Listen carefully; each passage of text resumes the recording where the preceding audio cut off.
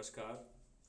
मैं आप अपने साथियों से अनुरोध करता हूं कि आज यह एक बहुत ही अनूठा अवसर आपको मिल रहा है, जिसके माध्यम से आप अपने देश को अपराध मुक्त भी बना सकते हैं और भ्रष्टाचार मुक्त भी।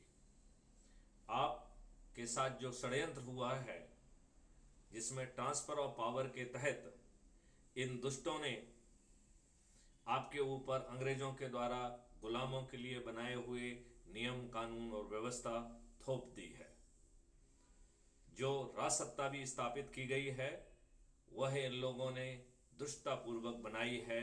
यही कारण है कि आज राजनीतिक पार्टियां परिवार की कंपनियां बन गई हैं, प्राइवेट कंपनियां बन गई हैं। जब एक मुख्यमंत्री जेल जाता है तो वह अपनी अनपढ़ गंवार पत्नी को मुख्यमंत्री का पद सौंप के जाता है। यह राजनेता हमारे वोट से चुने जाते हैं, लेकिन हमें रिप्रेजेंट नहीं करते हैं। तो फिर किसको रिप्रेजेंट करते हैं?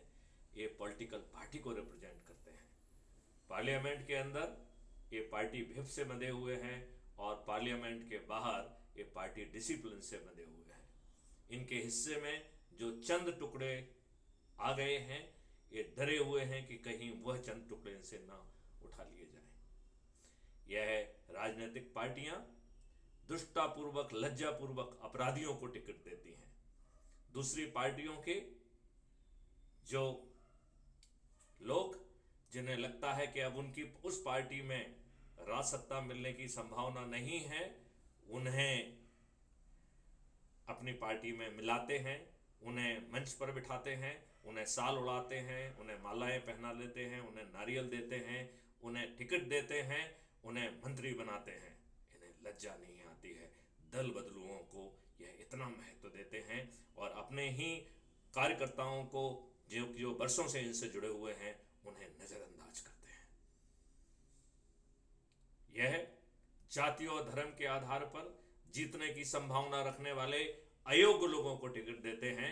इन्हें योग्य लोगों से डर लगता है। इन्हें योग्य लोगों से एक चुनौती मिलने की संभावना रहती है और यह अकाट्य रूप से स्वयं भी सत्ता में बैठे रहना चाहते हैं और अपने संतानों को भी सत्ता में बिठाना चाहते हैं।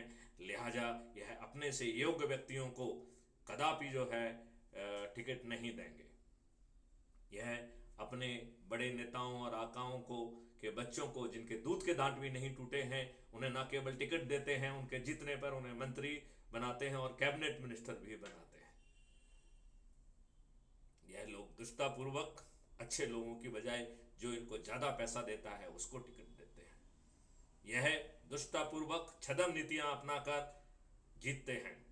यह पेड आईटी, पेड जो है social media, paid survey, paid print media, paid electronic media और पेड आम सभाओं, फ्रीबी, दारू, पैसा और साड़ी बांटकर गरीबों को और गरीब बनाकर, उनको दयनीय बनाकर, उनको फ्रीबी की भीख बांटकर करोड़ों रुपए खर्च करके अपने आप को सत्ता में स्थापित करते हैं।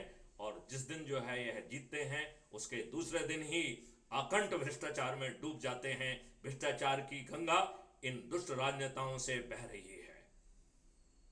यह किसी पार्टी विशेष की स्थिति नहीं है। सभी राजनीतिक पार्टियां एक ही थैले की चट्टे बट्टे हैं। यह तुष्टीकरण की नीति अपनाती हैं। यह बाहुबलियों को, सामंतवादियों को, जमींदारों को, जिनका प्रभाव है, उनको टिकट देती हैं और यह बाहुबली जीतने के बाद आम जनता पर अत्याचार करते हैं, उनकी जमीनों को हड़पते हैं। यदि वो नहीं मानते हैं तो उनके विरुद्ध फर्जी मुकदमे कायम करके उन्हें जेल में सड़ने के लिए मजबूर कर देते हैं। और जो व्यवस्था है, यह व्यवस्था जो है आपको न्याय देने के लिए नहीं है, यह राजनेताओं की व्यवस्था है।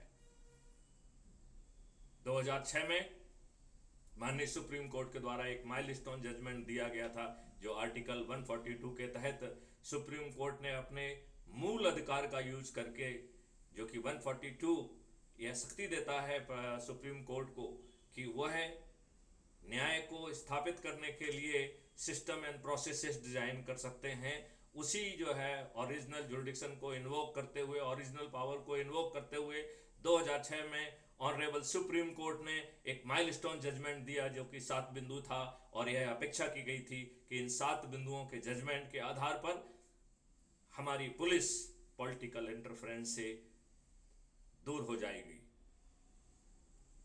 हमारे इन राजनेताओं ने उन अच्छी अनुशंसाओं को इतने घटिया ढंग से इम्प्लीमेंट किया कि आज सिपाही से लेकर डीजी इन राजनेताओं की मेहरबानी से ही पोस्ट होता है, और इनके मेहरबानी के चलते ही वह अपने पद पर बना रह सकता है। इन लोगों ने सिपाही से लेकर डीजी को सबको अपने चुंगल में फंसा लिया है, और so called IPS officer, so called all India police service officer, जिन्हें संविधान ने 4 धाराओं में प्रोटेक्शन दिया हुआ है, धारा 109, 110, 111, 112, ये संविधान से प्रोटेक्शन प्राप्त हमारे लोग अपने आकाओं के प्रति वफादारी साबित करने के लिए कुत्ते बिल्ली की तरह लड़ रहे हैं। इन्हें अपनी प्रतिष्ठा की चिंता नहीं, इन्हें लज्जा नहीं आती है। तो आज जो है, जो पुलिस है, जो व्यवस्था है, वो आम जनता की नहीं है, वो इन राजनेताओं की है। अब समय आ गया है कि राजनेताओं के चुंगल से इस देश को बाहर निकाला जाए। अब समय आ गया है कि अंग्रेजों ने जो गुलामों के नियम कानून बनाए थे, अंग्रेजों ने जो गुलामों पर जो है शासन करने के लिए जो लॉर्डशिप वाली बादशाही व्यवस्था बनाई थी, अब समय आ गया है कि पार्लियामेंट के मंदिर में जाकर उसे बदला जाए। और इसके लिए क्राइम फ्री भारत ने एक बहुत आसान सा ऊर्जा मॉडल डेवलप किया है, जिसमें हम बड़े लोगों की तरफ नहीं देख रहे हैं, क्योंकि बड़े लोग, विद्वान लोग, खुदगर्ज लोग, स्वार्थी लोग ये अपने हित के अलावा और कोई चिंतन नहीं कर सकते हैं।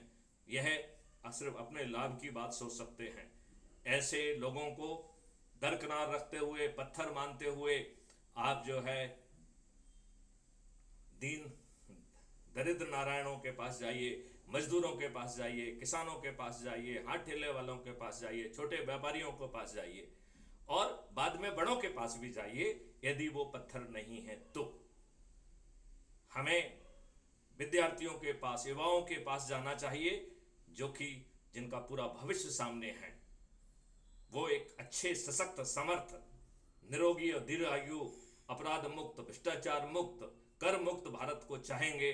आओ, मैं आपको बिना खर्च के, मात्र संकल्प शक्ति के आधार पर इन राजसत्ता में बैठे हुए लोलुप, भ्रष्ट और काले चरित्र के लोगों से आपको आजादी दिलाएंगे।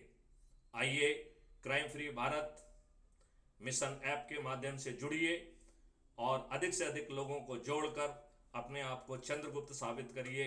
यदि आप अपने आप को चंद्रगुप्त साबित करेंगे तो आप मंत्री भी बनेंगे, मुख्यमंत्री भी बनेंगे, प्रधानमंत्री भी बनेंगे।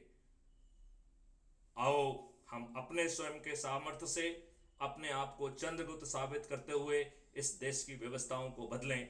मैं सभी युवाओं का, सभी वर्गों का, सभी जातियों का, सभी धर्मों के लोगों का आह्वान करता हूं, विशेष तौर पर वरिष्ठ नागरिकों का आह्वान करता हूं कि यह खर्च विहीन व्यवस्था है। इसमें कोई कानून नहीं टूट रहा है, इसमें कोई कंडक्ट रूल का वायलेशन नहीं हो रहा है। आपके पास अनुभव है, एनर्जी है, उसको आप एक सकारात्मक दिशा में लगाइए और अपने बच्चों के लिए एक अच्छे भारत का निर्माण करिए। जय हिंद, जय भारत, वंदे मातरम।